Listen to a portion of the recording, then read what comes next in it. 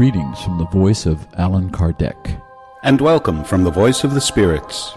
We are here to take you on another audio journey through the Spirits book by Allan Kardec. Today we will start The Law of Reproduction, covering questions 686 to 694. Enjoy. Question 686. Is the reproduction of living beings a law of nature? Obviously. Without reproduction, the corporeal world would die out. Question 687. If the population continues to follow the constant progression that we now see, will a time come in which it is too excessive for the earth?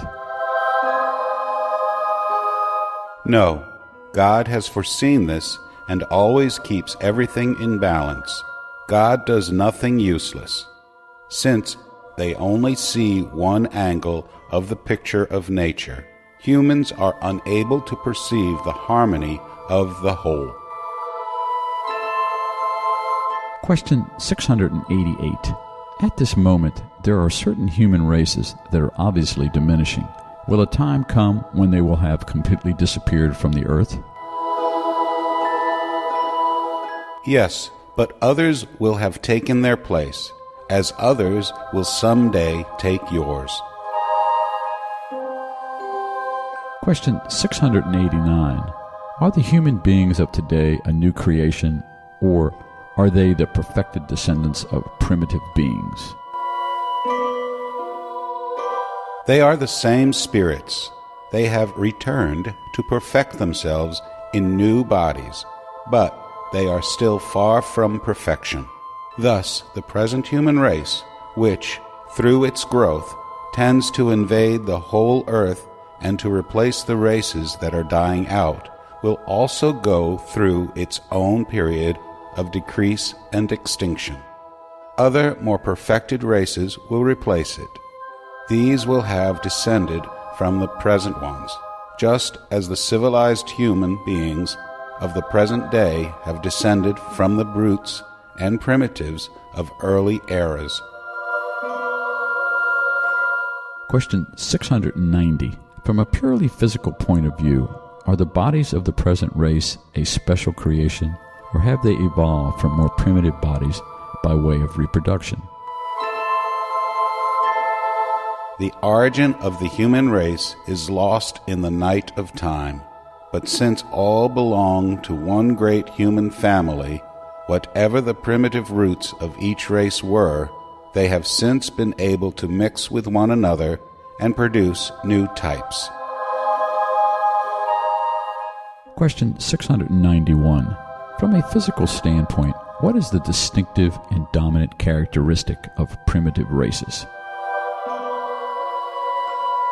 The development of brute strength at the expense of intellectual prowess. The opposite is occurring nowadays.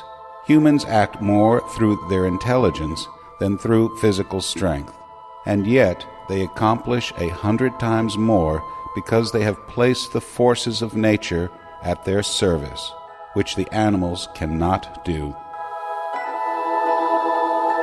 Question 692. Is the improvement of animal and vegetable species through science contrary to natural law? Wouldn't it be more in conformance with that law to allow things to follow their normal course? Everything must be done to arrive at perfection. Humans themselves are an instrument that God uses as a means for accomplishing the divine ends. Since perfection is the goal toward which nature tends, to favor such perfection is to correspond to those ends. Sub-question 692.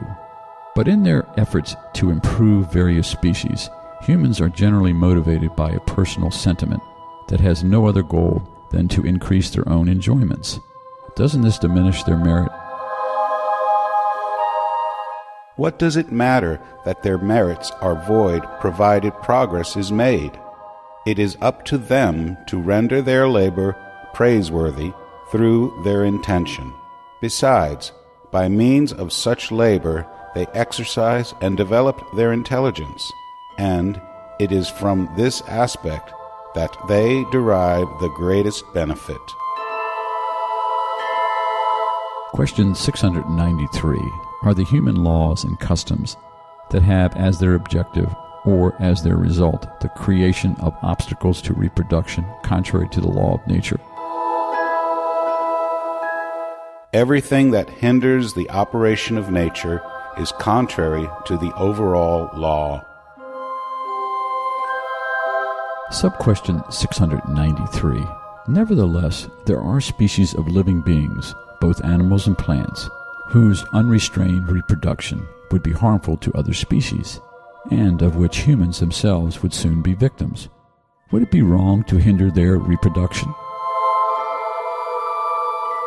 God has given to humans, above all other living beings, a power that they should use for good and not for abuse. They may regulate reproduction according to their needs, but they should not hinder it unnecessarily.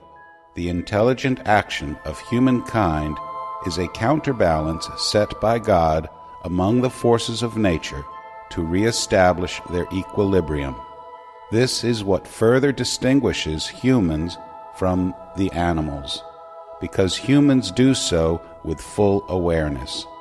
In their turn, the animals take part in this equilibrium. While the instinct of destruction has been given to the animals as a means for their own self-preservation, it also causes them to hinder the excessive and perhaps dangerous overpopulation of the animal and vegetable species that nourish them. Question 694. What should be thought about the means that are meant to prevent reproduction with a view to satisfying sensuality?